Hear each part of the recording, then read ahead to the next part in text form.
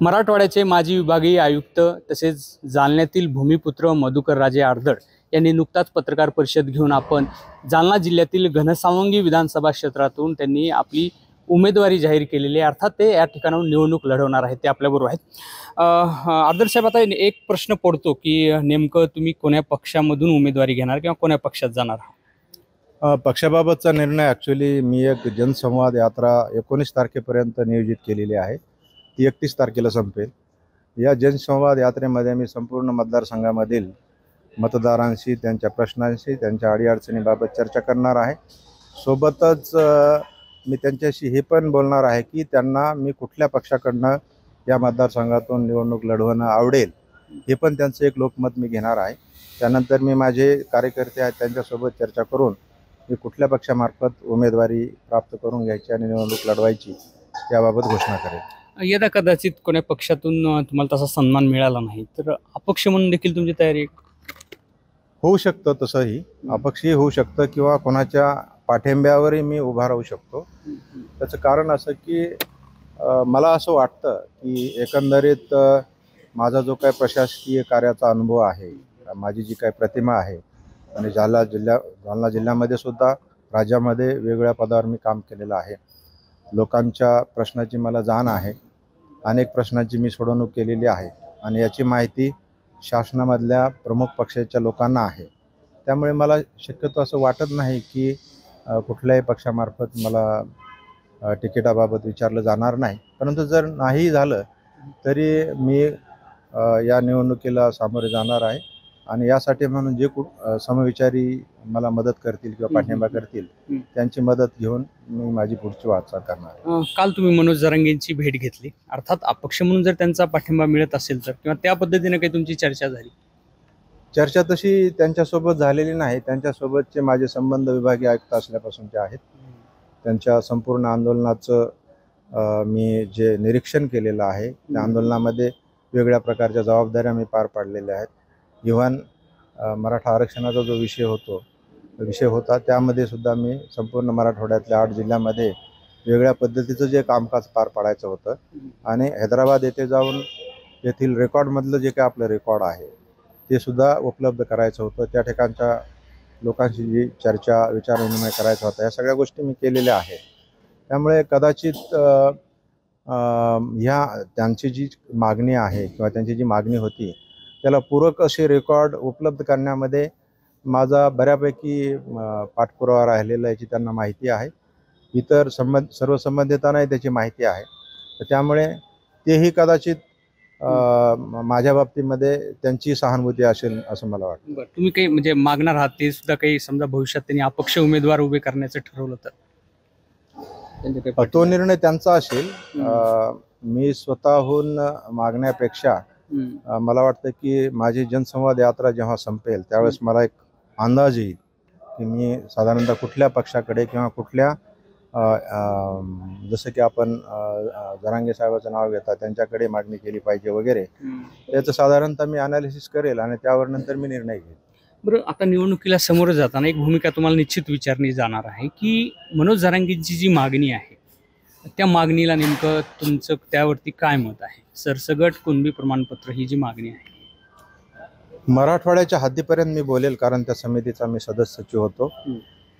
त्यामध्ये मी ते रेकॉर्डची पाहणी केलेली आहे। साधारणतः हैदराबाद गॅजेटमध्ये जी टक्केवारी आढळते, या भागामध्ये ज्या टक्केवारीनं मराठा कुणबी लोक असल्याची नोंद हैदराबाद गॅजेटमध्ये आणि इतरही गॅजेटमध्ये महाराष्ट्रातल्या कोल्हापूर आहे, सातारा आहे, याच्यामध्ये आढळते। यावरून मला असं वाटतं की आज या ठिकाणी वास्तव्यात असलेली जी लोक आहेत ते तेव्हाच्या कुणबीचेच, ज्याला आपण डिसेंडंट किंवा वंशज म्हणतो, ते आहेत। इतर असे मराठा जरी नाव आज त्यांना पडलेलं असलं तरी यांची पूर्वज जे होते ते त्या टक्केवारीनुसार मराठा कुणबी होते किंवा कुणबी मराठा होते असंच मला वाटतं। त्यामुळे मराठवाड्यापुरता हा निर्णय घेण्यासारखी परिस्थिती आहे असं मला वाटतं। अर्थात सरसगटची मागणी आहे, ह्याच्यावर नेमकं तुमचं काय मत आहे? मराठवाड्यापुरतं जरी असलं तरी सरसगटच्या मागणीबाबत मी आणखी अभ्यास केलेला नाही। मी फक्त मराठवाड्याच्या हद्दीपर्यंतच अभ्यास केलेला असल्यामुळे मी इतर मराठवाड्याबाहेरील भागासंबंधाने बोलणं योग्य होणार नाही, कारण तिकडील कागदपत्र आणि त्याचे सगळे रेफरन्स मी काही हाताळलेले नाही. म्हणजे नोंदी असलेल्या मराठवाड्यातील मराठा समाजातील लोकांना कुणबी प्रमाणपत्र मिळावं एवढ्या गोष्टीपुरता तुमचा त्यांना पाठिंबा आहे. हा, बरोबर आहे. बरं सर, अजून एक दुसरी गोष्ट आहे की तुम्ही ज्या मतदारसंघात निवडणूक लढवणार आहात ते तुमच्या पुढचं प्रतिस्पर्धी आव्हान तर फिक्स आहे, ते म्हणजे माजी मंत्री राजेश टोपे यांचं आहे. अर्थात कारखानदारी आहे. यापूर्वी त्याने जवळपास 3 वेळा मंत्रिपद भूषवलेले आहेत. जवळपास 20 वर्ष त्यांची त्या ठिकाणी सत्ता आहे. अशा वेळी या सत्तेला आव्हान देण्यासाठी तुम्हाला कुठला पक्ष जास्त सुटेबल होईल? अर्थात तुम्ही महायुतीचाच एक ऑप्शन तुमच्याकडे शिल्लक राहतो. बेसिकली जर ह्या माझ्या निर्णयाच्या पाठीमागे माझी जी मुख्य भूमिका जी अशी आहे की या भागातील लोकांचे जे प्रश्न आहेत, लोकांच्या ज्या समस्या आहेत, लोकांच्या ज्या अडचणी आणि पीडा आहेत, हे माझ्यासाठी मुख्य जे म्हणतो आपण चॅलेंज आहे. त्यामुळे इतर कुठल्याही नेत्याला मी चॅलेंज असं स्वीकारत नाही. कारण जर ह्या समस्या निर्माण होण्यास किंवा ह्या समस्या कायम ठेवण्यास जर कुठलं नेतृत्व कारणीभूत असेल तर निश्चित मी त्यांचा विरोधक असेल, त्यांच्या विरोधात माझं काम असेल. फायनली मला ह्या सगळ्या समस्यावर मात करण्यासाठीचे माझ्या अनुभवातून, माझ्या शिक्षणातून आणि माझ्या वेगवेगळ्या विभागातील ट्रेनिंग आणि जे काही प्रकल्प चालन करण्याच्या ज्या अनुभवातून मला असं वाटतं की मी या सगळ्या समस्यावर आतापर्यंत केलेल्या कामापेक्षा चांगलं काम करू शकेल. आणि ह्या समस्या जर मला प्रमुख माझ्या विरोधक वाटत असताना त्या समस्या जोपासणारे कोणी असतील तर ते सर्व माझ्या विरोधक राहतील. पण मतदारसंघात म्हणजे तुम्ही तिथले भूमिपुत्र आहात, तिथं समस्या आहेत हे तरी मान्य आहे तुम्हाला? निश्चितच समस्या तिथं भरपूर आहेत. याला कोण कारणीभूत आहे? याला प्रशासन की सरकार होतं किंवा तात्कालिक प्रतिनिधी, लोकप्रतिनिधी? नाही, प्रशासन किंवा सरकार म्हणता येणार नाही. फार तर फार प्रशासन आणि लोकप्रतिनिधी म्हणावं लागेल. कारण शेवटी जे वेगवेगळे आराखडे होत असतात ते जिल्हा स्तरावर होत असतात आणि जिल्हा स्तरावर वेगवेगळे आराखडे होत असताना वेगवेगळे सर्वे होत असतात, वेगवेगळ्या तपासण्या होत असतात, निरीक्षणे होत असतात. हे सर्व जिल्हा स्तरावर होत असतात आणि जिल्हा स्तरावर जे हे करून घेतलं जातं त्यामध्ये लोकप्रतिनिधी सुद्धा त्या जिल्हास्तरीय समितीमध्ये किंवा त्या संपूर्ण माहितीवरती काम करत असतात किंवा त्यांनी काम केलं पाहिजे आणि त्यावर त्यांनी उपाययोजना सुचवल्या पाहिजेत. त्यासाठी आवश्यक असणाऱ्या योजना आखल्या पाहिजेत, धोरणं आखली पाहिजेत आणि त्यासाठी लागणारा पैसा उपलब्ध करून घेतला पाहिजे आणि त्या योजनांची अंमलबजावणी केली पाहिजे. त्यामुळे निश्चितच या सर्व समस्याला, या प्रश्नांना किंवा जे काही अविकसितपणा त्या भागात दिसतो ह्या सगळ्याला प्रशासन जेवढं जबाबदार आहे तेवढेच लोकप्रतिनिधी सुद्धा जबाबदार आहे. मी एवढ्या वर्षात राजेश टोपे तिथं मंत्री राहिले, आमदार राहिले, आता सुद्धा आमदार आहेत, पण त्यांनी त्या भागाचा काहीच विकास केला नाही का? त्यांनी विकास केला किंवा नाही केला ही वस्तुस्थिती आपल्याला तिथं दौरा करत असताना पाहायला भेटते. आणि तुम्हाला काय जाणवलं? मी आतापर्यंत अधिकारी म्हणून त्या भागात फिरलो, वेगवेगळ्या क्षेत्राची पाहणी केली, वेगळ्या प्रकल्पाची पाहणी केली. मला असं दिसतंय की साखर कारखान्याव्यतिरिक्त आणि ऊसाच्या पलीकडे इतर कुठल्याही गोष्टीला फार महत्त्व दिलेलं मला काही दिसत नाही. ज्या की त्या ठिकाणचे जे काही संसाधनं आहेत, रिसोर्सेस आहेत, तर त्या जमीन चांगली आहे, पाण्याचं त्या ठिकाणी मुबलकता आहे. आता मी जलसंधारण आयुक्त असताना मी बघितलं की जेव्हा वॉटर बॉडीजचा मी सेन्सस कमिशनर होतो, राज्यातल्या सर्व वॉटर बॉडीज मी तपासल्या, त्याचं सेन्सस केलं, मोजणी केली. त्यावरून असं लक्षात येतं की आपल्याकडे वॉटर बॉडीज पण खूप कमी आहेत. साठवण तलाव असतील किंवा इतर जे असतील ते खूप कमी आहेत. आणि इतर जे इरिगेशनची साधनं आहेत जसं की कॅनल वगैरे, जायकवाडी प्रकल्प वगैरे, कॅनल जर आपण बघितलं तर अत्यंत अंडर रिपेअर ज्याला म्हणतो असा की कधीही तो तलाव फुटून, कॅनल फुटून शेतकऱ्याचं फार मोठ्या प्रमाणात नुकसान होऊ शकतं. म्हणजे त्याची डागडुजी किंवा त्याची दुरुस्ती पण झालेल्या नाही. म्हणजे ज्या व्यवस्था आहेत त्या सुद्धा व्यवस्थित मेंटेन करण्यात आलेल्या नाहीत आणि नवीन कुठल्याही उत्पन्न वाढीच्या अनुषंगाने किंवा लोकांच्या कल्याणाच्यासाठी म्हणून नवीन व्यवस्था निर्माण केलेल्या दिसत नाहीत. करण्यासारखी अनेक क्षेत्र आहेत. अगदी फिशरी आहे, डेअरी आहे, फळ प्रक्रिया आहे, इतर भाजीपाला प्रक्रिया आहे, कोल्ड स्टोरेजेस आहेत, मार्केट चेन आहे. अशा अनेक गोष्टी आहेत की ज्या केलेल्या नाहीत असं मला वाटतं.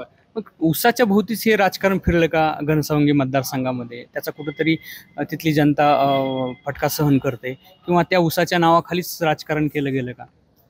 मला तरी तसंच जाणवतं की ऊसातून एक प्रकारे अशी ताबेदारी मिळवल्यासारखं राजकारण त्या ठिकाणी मला पाहायला भेटतं. त्याचं कारण असं की ऊसाशिवाय पर्याय नाही किंवा ऊसाशिवाय उन्नती नाही अशी एक जनभावना किंवा शेतकऱ्याच्या मनात भावना झालेली आपल्याला पाहायला भेटते. जेव्हा की आपण वेगवेगळ्या ठिकाणी वेगवेगळे प्रयोग जर बघितले तर आपण इतरही पिकामधून शेतकरी करोडोपती झालेले किंवा लखपती झालेले आपल्याला पाहायला मिळतात.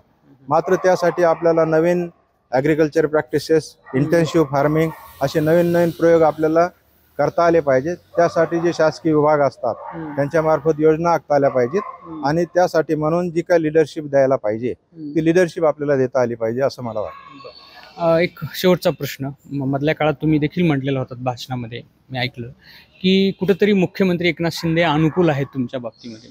तुम्ही एकदा भेटही घेतली होती दुसऱ्या कारणास्तव. हां, मुख्यमंत्री महोदय माझ्या बाबतीमध्ये त्यांच्याकडे खूप काय म्हणता येईल त्याला की एक चांगली वागणूक मला ते देतात. माझ्या बाबतीमध्ये त्यांचा एक मराठवाड्यातला आश्वासित ज्याला असं म्हणतो किंवा त्यांच्या दृष्टीनं की परिस्थितीला सामोरे जाणारा, अडचणीच्या वेळी व्यवस्थित काम करणारा, शासनामध्ये आणि प्रश्नामध्ये व्यवस्थितपणे दुवा म्हणून काम करणारा अधिकारी आहे अशी त्यांची भावना असल्याचा मला परिचय येतो. सोबतच दोन्ही उपमुख्यमंत्री दादांचंही तसंच आहे. जेव्हा केव्हा त्यांच्याशी बोलणं होतं किंवा मी सांगत असतो, काही फीडबॅक त्यांना देत असतो, त्यावेळीसुद्धा मला असं वाटतं की त्यांचंही माझ्या बाबतीमध्ये मत चांगलं आहे. काही उमेदवारीच्या संदर्भामध्ये सुद्धा तुम्हाला काही कामाला लागा असं काही आव्हान केलेलं?